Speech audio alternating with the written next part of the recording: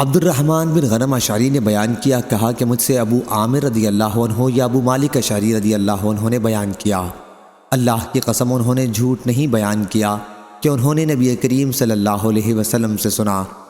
حضرت صلی اللہ علیہ وسلم نے فرمایا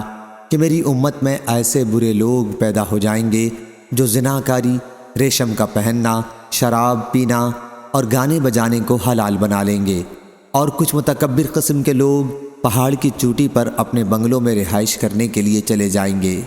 چرواہے ان کے مویشی صبح و شام لائیں گے اور لے جائیں گے۔